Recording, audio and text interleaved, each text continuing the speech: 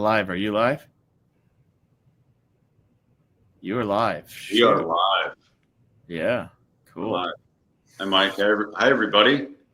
Thanks for joining us today. We're going to get started in just a moment, and we'll be talking about going from late to great, addressing the hidden costs of attendance issues.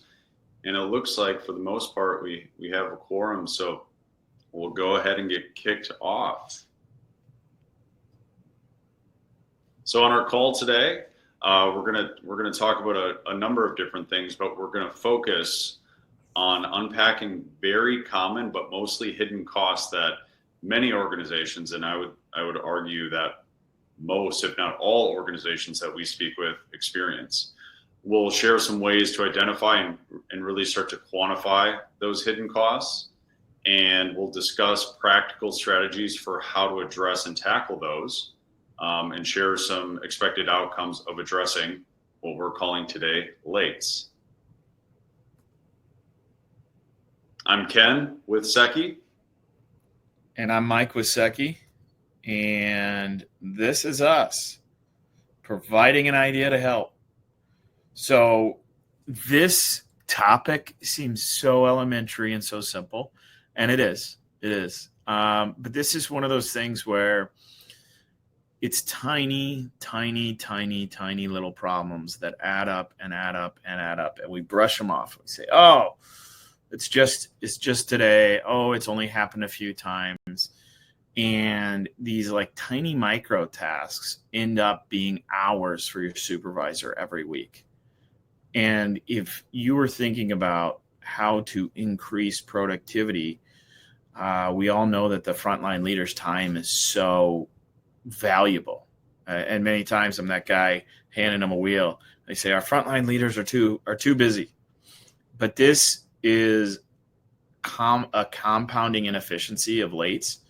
And it's simple. We all know it. We all see it.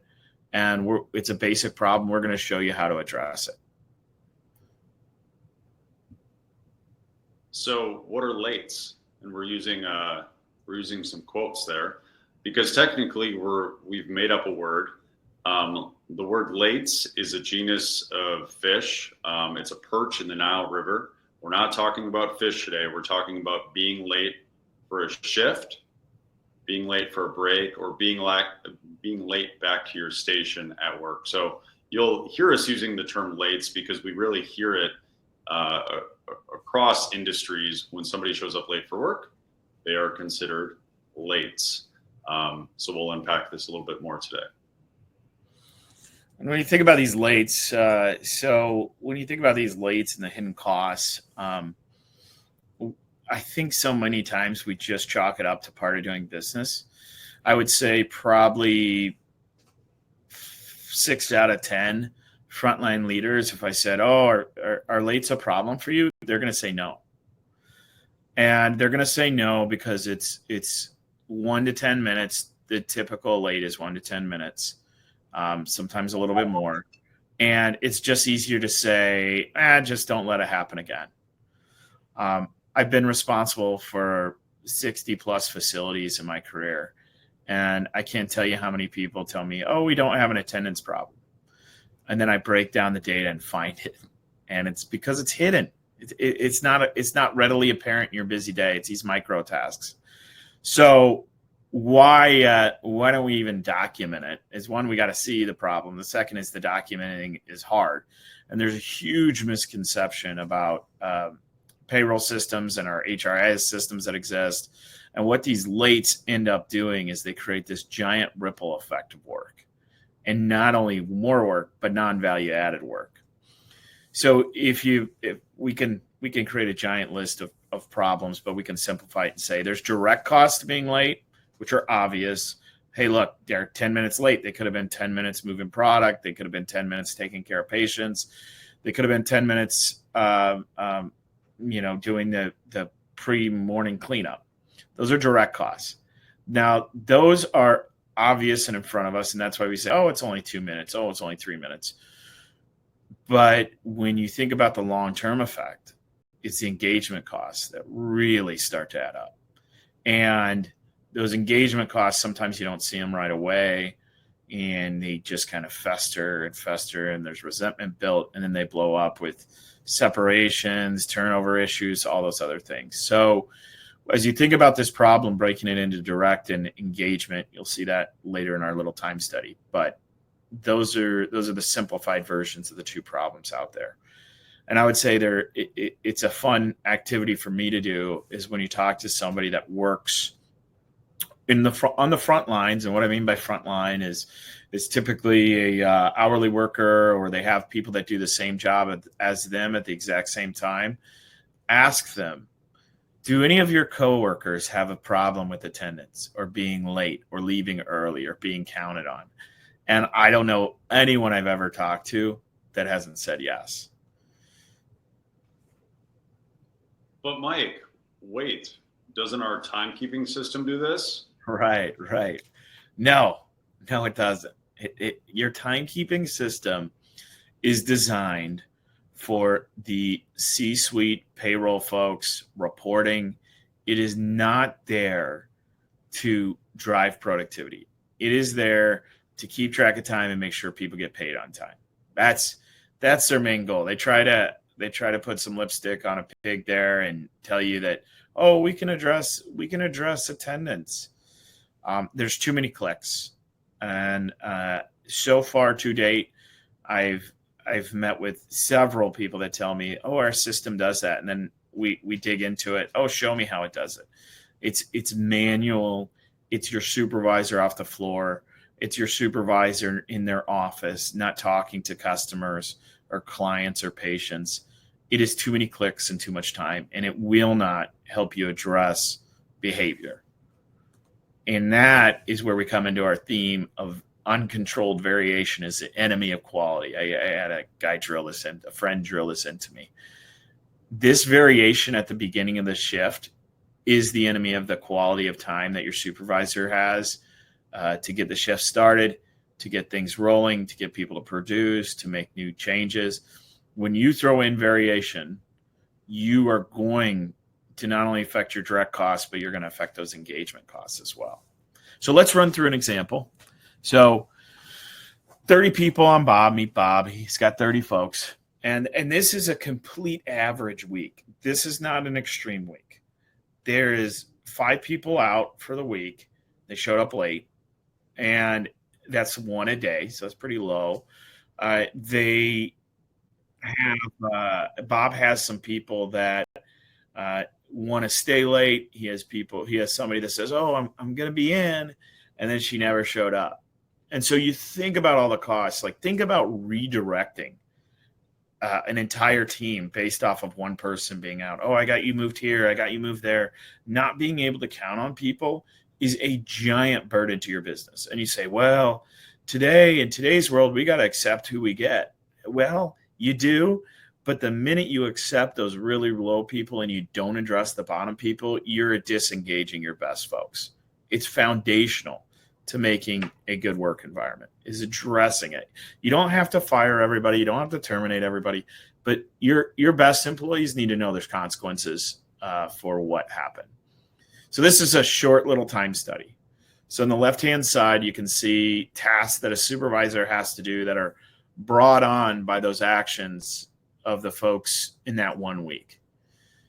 Where we conservatively estimate his Bob's time is he's not adding the direct costs. He's doing non-value added work for almost 10% of his week, just tracking down documentation. He's emailing. He's discussing with other employees, realigning shifts. He's changing managers' times. It's just a lot of work that goes into somebody being late. And a lot of times supervisors will say, oh, it's just, that's what it is. That's a job. But I'm telling you, it doesn't have to be. And 6 hours of folks just not producing, straight up just not getting anything done that could have been done. And on the top there, I talked about those are direct costs. Now let's talk indirect. It's 16 opportunities to disengage your great workers. So 16 opportunities to make somebody mad, of which one, I got the little devil sign over there. That reassignment at the last moment, that bursts everybody's bubble. I mean, especially if you're in a you're in a role where somebody really values day to day, doing the same thing every day. They like routine, and you're coming in at the last moment saying, sorry, ma'am, you got to do something you didn't want to do today. That kills engagement. And the last one is probably tied to the more opportunity for money, is those missed opportunities of frontline leaders. So your frontline leaders chasing paperwork instead of going fixing a process, improving your quality, checking in with your team proactively before issues start up. And that is where we find a lot of productivity improvement. So how do you fix it? I know this is going to sound simple, but it's so simple it's hard. Crystal clear expectations. So another way to say this is high performance rational? Is an average person, is it rational to have high performance on your team? So in order for it to be rational, you have to have incentives for good work, and you have consequences for bad work. You have to have incentives to be on time and consequences not to be on time.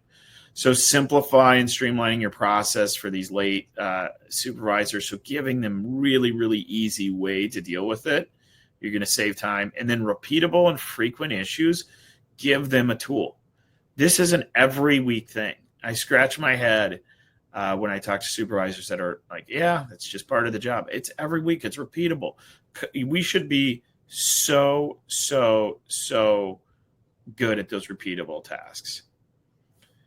So what happens next?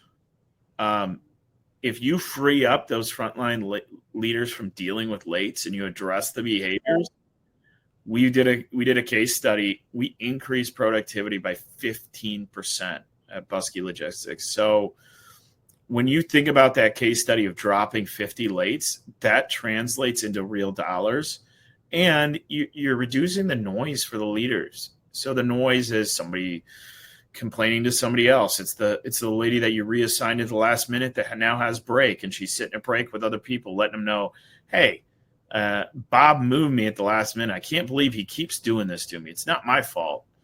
That person's always late. That noise adds up and it hurts your team productivity. And ultimately, when you address these, you're going to improve your retention and engagement. So we're confident in this, and that's Ernest. He's our buddy. He's the guy who termed the word noise. So starting when we launched with him with Secchi, he set crystal clear expectations with incentives and consequences. He reduced rework. There's a after effect of Secchi. The morale goes up, the productivity goes up, and where the real dollars are is just people stop showing up late because the expectations are clear, and the supervisors have a tool to address that. So when you have that tool and you're consistent, you have positive. This is even more on the Secchi implementation. Is we reinforce the positive behaviors. We address the consistency of attendance. We focus on the top performers, not the complainers. And in the moment, frictionless documentation makes a huge difference for those employees and your supervisor that's running around doing a million things. There's a list of lates. Send me an email, and or a list of ways that you can address this. It's not just a tool. It's a giant toolbox. And shoot us an email. We'll send you the toolbox. Yeah. And in summary, what do you take away from all of this? As Mike had shared, consider all the different costs that are associated with the lates. Not only those direct costs, but those downstream, those engagement costs. You give leaders the right tools to address and document those lates immediately and in the moment. And again, as Mike just shared with us in a number of different ways, you got to take away those non-value add activities. You got to take that off of your leaders' plates so that they can do those value add things. They can connect with their people. And then lastly, make connecting with frontline employees so easy and so gratifying that leaders want to do it. And Mike, I think we have a tool for that. Yeah. We do. We have Secchi, and we take all all that noise and just make it smooth for frontline leaders. And we definitely want to help you out. Take a look at this. It's a problem in most workforces, and yet we think it's okay. So go ahead, shoot me an email if you want a guide to reducing lates.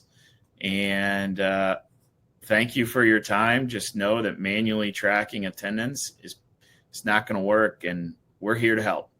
So shoot any of us an email. Thank you again, Ken. Thanks, everybody. See ya. See ya.